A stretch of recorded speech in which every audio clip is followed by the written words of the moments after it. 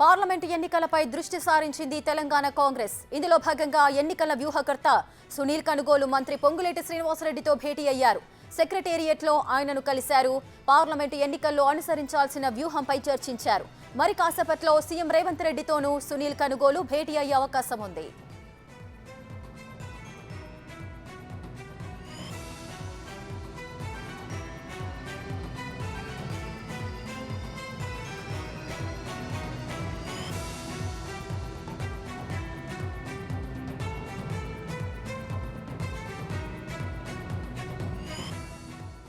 రేటిక parliament ఎన్నికలపై దృష్టి సారించింది తెలంగాణ కాంగ్రెస్. ఇందులో భాగంగా ఎన్నికల వ్యూహకర్త సునీల్ కనుగోలు మంత్రి పొంగులేటి శ్రీనివాసరెడ్డితో భేటీ అయ్యారు. సెక్రటేరియట్లో ఆయనను కలిశారు. పార్లమెంటు ఎన్నికల్లో అనుసరించాల్సిన వ్యూహంపై చర్చించారు. ఇక మరి కాసేపట్లో సీఎం రేవంత్ రెడ్డితోనూ సునీల్ కనుగోలు భేటీ అయ్యే అవకాశం ఉంది.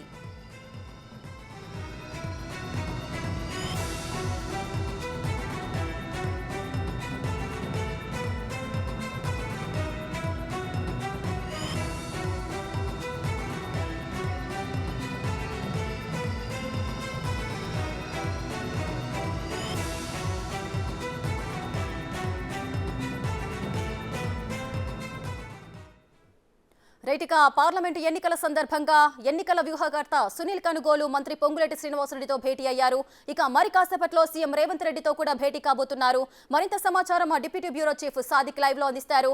రైట్ సాదిక్, చెప్పండి. ఆల్రెడీ పొంగులేటి శ్రీనివాసరెడ్డితో సునీల్ కనుగోలు భేటీ అయ్యారు. మరి కాసేపట్లోనే సీఎం రేవంత్ రెడ్డితో కూడా భేటీ కాబోతున్నట్లు తెలుస్తుంది. ఈ భేటీలో ఏ అంశాల గురించి ప్రస్తావించే అవకాశాలున్నాయి?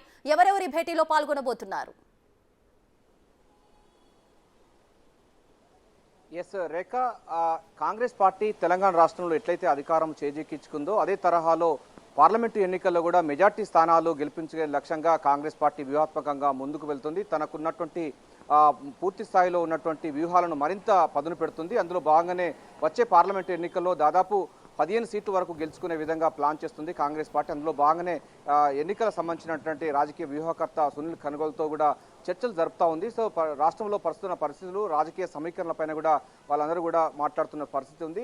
రెవెన్యూ శాఖ మంత్రి పొంగులేటి శ్రీనివాసరెడ్డితో కూడా సునీల్ కనుగోలు టీం వారు కూడా సమావేశం అయ్యారు. మరి కాసేపట్లో ముఖ్యమంత్రి రేవంత్ రెడ్డితో కూడా సమావేశం కాబోతున్నారు. ప్రధానంగా ఎన్నికల్లో అనుసరించాల్సిన వ్యూహాలు, అదేవిధంగా ప్రతిపక్షాలకు సంబంధించిన వారిని ధీటుగా ఎదుర్కొనే విధంగా ఎటువంటి మెకానిజం తీసుకోవాలనిపైన కూడా పూర్తి స్థాయిలో అయితే చర్చ జరిపే అవకాశం అయితే కనబడుతుంది. ఎందుకంటే వచ్చే పార్లమెంటు ఎన్నికలు చాలా ప్రతిష్టాత్మకంగా తీసుకుంది కాంగ్రెస్ పార్టీ. తెలంగాణలో కాంగ్రెస్ పార్టీ అధికారంలోకి వచ్చిన తర్వాత ఇక్కడ రాష్ట్రంలో 17 పార్లమెంటు నియోజకవర్గాలున్నాయి. దాదాపు 15 నుండి 16 నియోజకవర్గాలు గెలిపే లక్ష్యంగా కాంగ్రెస్ పార్టీ తన వ్యూహాత్మకంగా ముందుకెళ్తుంది. ఇప్పటికే దీనికి సంబంధించినటువంటి సర్వేలు కానీ ఇతరత్ర సంబంధించిన అంశాలు కూడా సన్నాహక సమావేశాలు నిర్వహిస్తుంది కాంగ్రెస్. అదే వివిధ తరహాలో ప్రస్తుతం అంటే నల్గొండ, అదేవిధంగా ఖమ్మం సంబంధించిన పార్లమెంట్ నియోజకవర్గాల నుంచి కూడా సోనియా గాంధీ కూడా కంటెస్ట్ చేస్తారనేటువంటి అంశం కూడా ప్రస్తావన వస్తున్న నేపథ్యంలో సునీల్ కనుగోలు టీం పూర్తి స్థాయిలో కూడా ఫోకస్ పెట్టింది. ఇక్కడ ఎక్కువ మెజార్టీ స్థానాలు గెలుపుకునే లక్ష్యంగా అయితే చర్చలు కొనసాగుతుంది. సో ఎక్కడెక్కడ స్థానిక సంబంధించినటువంటి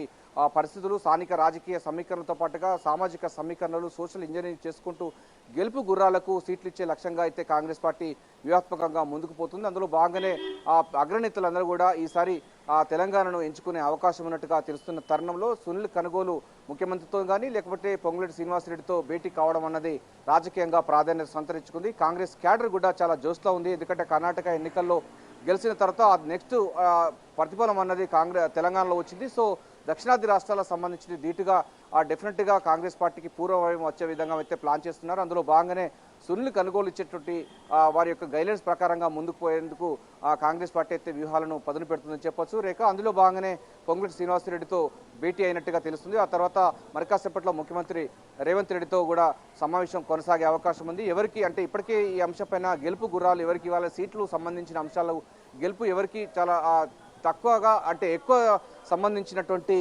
మెజార్టీ ఎవరికైతే ఉన్నారో వారికే టికెట్లు ఇచ్చే లక్ష్యంగా మాత్రం సోషల్ ఇంజనీరింగ్ జరగబోతుంది. సో ఈ అంశం పైన కూడా సునీల్ కనుగోలు టీం వారు కొంత మార్గదర్శకాలు గైడ్లైన్స్ ఇచ్చే అవకాశం అయితే కనబడుతుంది. ఏదైనప్పటికీ సునీల్ కనుగోలు సెక్రటరియట్కు వచ్చి పొంగులేటి శ్రీనివాసరెడ్డితో భేటీ కావడం, ఆ తర్వాత ముఖ్యమంత్రితో భేటీ కావడం రాజకీయంగా ప్రాధాన్యత సంతరించుకుంది. సో వచ్చే పార్లమెంట్ ఎన్నికల్లో కాంగ్రెస్ పార్టీ ఎటువంటి వ్యూహాలు అనుసరిస్తున్న పైన కూడా వేచి చూడాల్సింది రేఖ.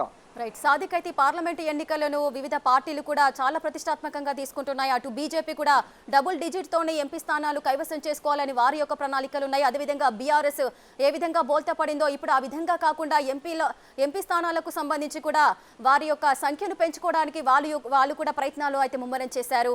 ఈ నేపథ్యంలో ఇప్పుడు కాంగ్రెస్ కి సంబంధించి 17 స్థానాలకు సంబంధించి సుమారు 16 రావాలి అన్న కూడా అభ్యర్థుల ఎంపికకు సంబంధించి ఎటువంటి కసరత్తులు చేయబోతున్నారు?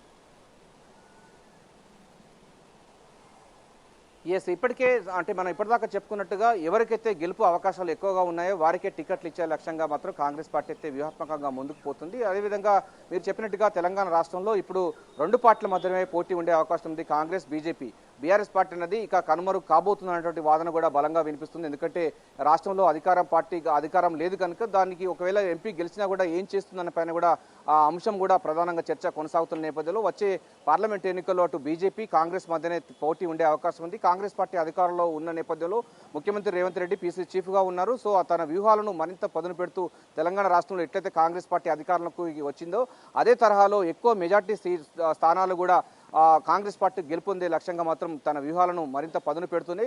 సుల్లి కనుగోలు ఇచ్చేటువంటి గైడ్లైన్స్ ప్రకారంగా ఎవరికి అంటే ఏ స్థానాలకు ఎవరికి ఇస్తే బాగుంటుంది, ఏ సామాజిక వర్గాలకు పోలరైజ్ చేసే అవకాశం ఉందని పైన కూడా అదేవిధంగా బీజేపీకి అదేవిధంగా బీఆర్ఎస్ పార్టీకి సంబంధించినటువంటి వాళ్ళకు ఉన్నటువంటి వీక్నెసెస్ ఎక్కడ ఉన్నాయని కూడా పూర్తి స్థాయిలో ఇప్పటికైతే సర్వేలు చేస్తూ ఉన్నారు. సో సర్వేల ఆధారంగా ఆ క్యాండిడేట్లను కూడా అనౌన్స్ చేసే అవకాశం ఉంది. ఇప్పటికే తెలంగాణ మేనిఫెస్టో అంటే ఎన్నికల అసెంబ్లీ మేనిఫెస్టో అనేది ఇప్పుడు దేశానికి ఆదర్శంగా మారిన విషయం తెలిసిందే. సో కేంద్రంలో మేనిఫెస్టో కూడా తయారు చేస్తున్న నేపథ్యంలో ఇక్కడ నుంచి కూడా ఇక్కడ ఉన్నటువంటి అవలంబించిన విధానాలే అవలంబించే అవకాశం ఉంది. సో మొత్తంగా ఒక రోల్ మోడల్గా తెలంగాణ ఉండబోతుంది. ముఖ్యమంత్రి రేవంత్ రెడ్డి పీసీ చీఫ్గా ఎట్లయితే ఎన్నికల సమరాన్ని ఎట్లా ఎదుర్కొన్నారో అదే తరహాలో వచ్చేటువంటి పార్లమెంట్ ఎన్నికల్లో గెలిపే లక్ష్యంగా కాంగ్రెస్ పార్టీ వ్యూహాలను పదును పెడుతున్న క్రమంలోనే ఈ భేటీలు అనేది కొనసాగుతున్నాయని కూడా అర్థం చేసుకోవచ్చు. అందులో భాగంగానే పొంగులేటి శ్రీనివాసరెడ్డి గత అసెంబ్లీ ఎన్నికల్లో తన వ్యూహాన్ని చాలా మట్టుకు సక్సెస్ కాగలిగారు. తనకు సంబంధించిన వారికి అందరికి సీట్లు ఇచ్చుకోగలిగారు. అదేవిధంగా ఎన్నికల్లో గెలుపు అన్నది సాధించుకోగలిగారు. అదే తరహాలో వచ్చే పార్లమెంట్ ఎన్నికల్లో కనుక డెఫినెట్గా కాంగ్రెస్ పార్టీకి ఎక్కువ స్థానాలు వచ్చినట్టే కేంద్రంలో కూడా ఇంకా మరింత పలుకుబడి పెరిగే అవకాశం ఉంది. పార్టీ హైకమాండ్కు మరింత చేరువయ్యే అవకాశం ఉంది. అదేవిధంగా రాహుల్ గాంధీని ప్రధానమంత్రి చేసే లక్ష్యంగా కాంగ్రెస్ పార్టీ సర్వశక్తులు అన్ని కూడా చేస్తుందని చెప్పవచ్చు. ఇప్పటికే మద్దతుతో సంబంధించిన రాజకీయాల దేశంలో వ్యాప్తంగా కొనసాగుతున్న తరుణంలో కాంగ్రెస్ లౌకికవాద ప్రజాస్వామిక శక్తులన్నీ కూడా ఏకం చేస్తుంది. అదేవిధంగా ఇండియా కూటమిని కూడా బలపరుస్తుంది కనుక డెఫినెట్గా దక్షిణాది రాష్ట్రాల నుంచి కూడా ఎక్కువ స్థానాలు కాంగ్రెస్ పార్టీ కైవసం చేసుకునే లక్ష్యంగానే ఈ యొక్క సునీల్ కనుగోలు టీము అదేవిధంగా ముఖ్యమంత్రి రేవంత్ రెడ్డి కానీ తెలంగాణ అదేవిధంగా కర్ణాటకలో మనకు డీకే శివకుమార్ కానీ ఇప్పుడు ఏపీలో షర్మిల కానీ వీళ్ళందరూ కూడా పూర్తి స్థాయిలో అయితే ఫోకస్ పెట్టారు. దక్షిణ భారతదేశం నుంచి కూడా ఎక్కువ స్థానాలు కాంగ్రెస్ పార్టీకి కైవసం చేసుకునే విధంగా ప్లాన్లు చేస్తూ ఉన్నారు. అందులో భాగంగానే వ్యూహాలను మరింత పదును పెడుతున్నారు. Rekha. Right, thank you Sadiq, thanks for the live details.